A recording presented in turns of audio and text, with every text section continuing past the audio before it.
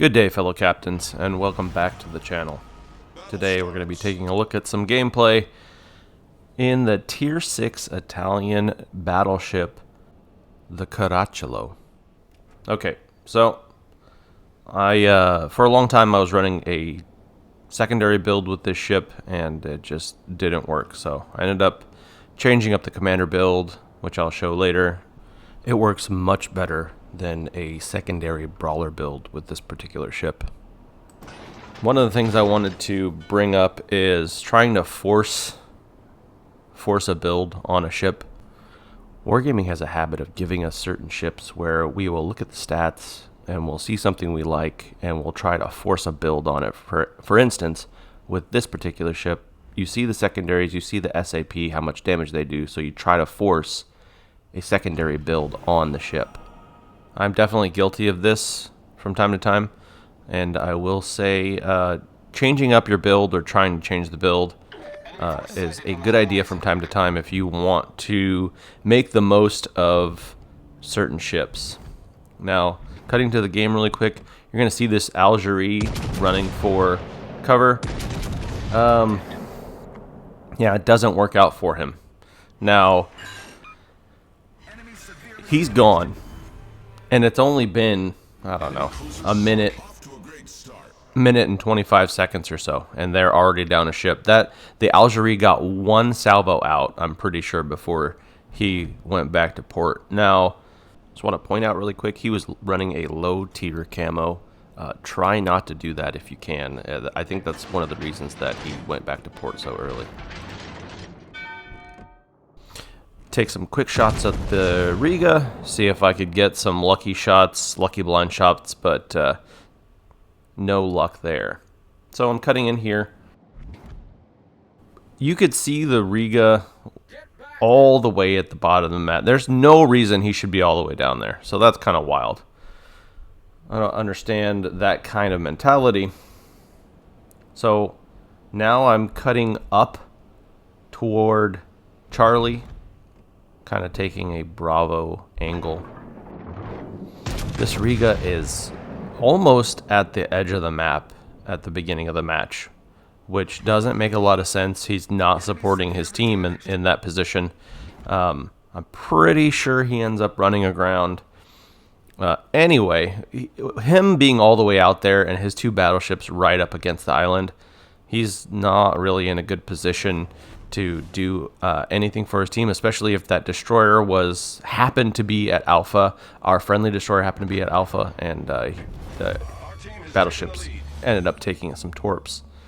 Now you're going to see me cut up towards Bravo and up toward Charlie in order to do what you saw there. I'm going to start taking the broadside of these enemies that are busy with our teammates on the outskirts of Charlie. Now, I didn't enter Bravo. The reason for doing so is, one, it's going to be easier for my team to cap. If I enter the flag, and I'm not spotted right now, but I'm almost positive if I went into Bravo, I'd be spotted. If I get spotted, they're going to shoot at me. They're going to reset. It's free defense for the enemy team. I know that when I see an enemy player in a cap, it's not all the way capped. I'm going to take the advantage to get some defense. It's just more experience, more credits. And it's denying the enemy, which is the point of the game. The other reason being, the enemy at Alpha, there's two battleships down there. They could easily hit my broadside should I have cut down into Bravo toward the enemy spawn. Giving a Vlad and a Bismarck my broadside, which not a good idea. So I decided to cut up, but now cutting down into Bravo, cutting through Bravo and up into Charlie, now I have the opportunity to flank the enemy. Running into a skein here. That's why the secondaries on this ship are so good, but as I stated in the beginning of the video, this is not a secondary build anymore. This is primarily a range and accuracy build for this battleship, because in the past, using this ship with a secondary build, it's awful.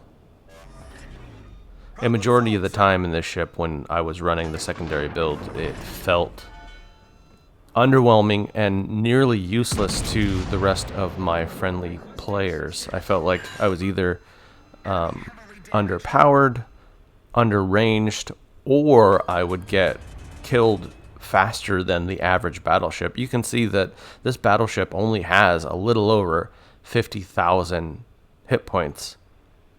When it comes to the average of the battleships of the tier, it's extremely low. It's not good at all. So I changed the build in order to have the range to engage with the enemy. At the same time, I'm able to either stay away from their guns or keep their guns so inaccurate that it keeps me in the game longer. And so far, I'd say it worked out pretty well. Now, I considered swinging around here and coming back toward Alpha side to deal with those two battleships, but I figure if I am going to be up here already, I might as well take advantage and try to get rid of the enemy battleship in Charlie. Get rid of some of that damage, make it so that our broadside isn't exposed. At the same time, I expose myself to torpedoes. Luckily, though, it's just a Skeins torpedoes, and they might as well be rubber tipped because they don't really do a lot of damage. It's actually pretty ridiculous how weak they are. I almost feel like getting hit from an aircraft carrier is worse than taking torpedoes from a Skein. Now that we've cleared that battleship from up north in Charlie, I'm going to cut up and over to where we originally spawned, Bravo side, and start dealing some damage to these battleships that are pushing our friendly Massachusetts. Our friendly Massachusetts is, I don't know, I haven't been paying attention to him, but it seems like he's been backing up since the beginning of the match.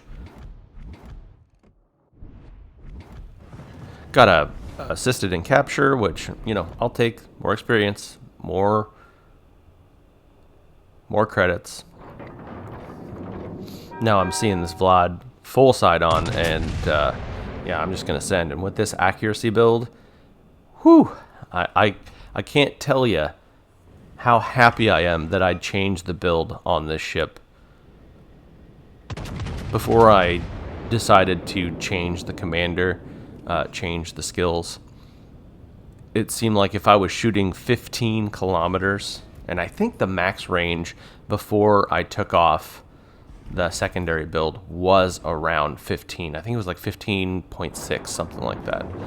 And shooting from this range at an enemy, I would be lucky if I got 1 or 2 shells that hit the target. With this build, and I'm struggling to remember offhand, I'm pretty sure it's 18 plus kilometers this ship shoots out at now. At 15, it's pretty accurate for only having 8 guns. And I used to think these guns were a little underpowered, but using it now, I feel like the penetration rate is really good. I've gotten a lot of good games with this ship with an accuracy and range build. Okay, that's Citadel number 7, kill number 3, and the Vlad is gone. Now, the last enemy ship in the game, the Riga, the same ship that sailed as far south as he could possibly get, is back, and he's trying to take Bravo.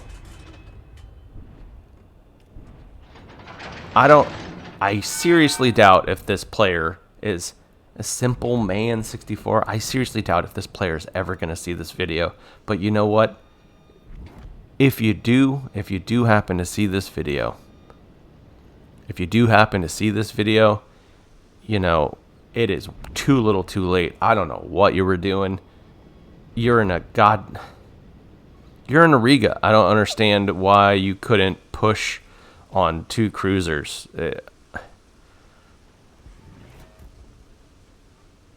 Maybe he's like a 9-year-old kid, and he doesn't fully understand how to play the game, and he's really scared of his little boat getting hurt, and that's why he sailed all the way south for 8 to 9 minutes. In that case, you know, I'm not going to say too much. But if you're an adult and you play this game that way, I gotta say, I think you should seriously consider uninstalling the game and finding something else to play, because you're not playing competitive, and to the community and your team, you're a joke. You're a joke, and you are a detriment to your team actually playing the objectives and trying to competitively play the game. So that's it for my role in this match. The rest is just chasing this Riga that decided to tuck tail after he wanted to contribute to his team after 8, 9, 10 minutes had elapsed. And now he's deciding to drag the match on as long as he possibly can because he doesn't want his digital boat to explode. Long story short, with the Tier 6 Italian battleship Caracciolo, this ship, I feel like this ship, especially when it first came out, it lured players into trying to make a secondary build. Reason being, it has SAP. The SAP shells are extremely strong when engaging the enemy, especially when you're engaging, well, just about anything but destroyers, especially because the shells do so much damage when they hit. 1 or 2 shells tends to do like 2,000 to 3,000 damage, which is wild. It lulled players into believing that this is a secondary primary ship. It is not a secondary primary ship. And I can say that after using the ship almost the entirety of the span of trying to get to the Vineto. And during that time, trying to force a secondary brawler build on the ship, which honestly, through the span of time using it, didn't really work at all. Okay, looking at the end of game stats, 3 kills, 2,400 experience. 7 citadels. It's important to realize that once this turned into an accuracy build, it was very, very lucrative in the match, especially for dealing with enemies that were full side on and not paying attention. Now, we're going to slide over and take a look at some of the stats of the ship now that I put this commander build on there. You can see I do still have the secondary battery mod 2 on the ship. I do like to have a little bit longer secondaries on the ship, just for when destroyers pop up. You can see you can switch it over to Aiming Systems Mod 1 to have better dispersion for your main battery and a little bit better secondary range. And you can also have that main battery Mod 2 where your guns swing around faster. I would argue for my use of the game, using the smokescreen, pushing on the enemy, I'd rather have the secondaries. I do have the Steering Gears Mod 2 in the second slot, so that when I am engaging the enemy, I can turn faster. I know that friends of mine use the propulsion mod for their battleships. I would prefer to have a faster rudder so that if I'm showing side or I'm running into a destroyer, I can turn faster. I almost never run damage control systems, but you definitely can if you find that you're catching fire or flooding all the time. Okay, third slot. You're looking at concealment mod. This is pretty important for this particular build. If you're going to be engaging from a range, targeting acquisition I rarely use. I'd rather have the lower detectability on my ship so that I can engage enemies from far off without being seen, so I get the jump on them. Okay, repair party. This is one of the weakest repair parties in the tier, just so you know. I looked through all the tier 6 and it's pretty weak. As far as the exhaust smoke, consumable duration's pretty good. It really doesn't last long, but that's okay. Enhanced secondary targeting is all you get, so that's another reason why I'm running that secondary battery mod. Okay, survivability, 50,500. It's pretty low. Armor is pretty decent though, but the torpedo protection is pretty bad. As for artillery, you're looking at pretty decent guns at 381.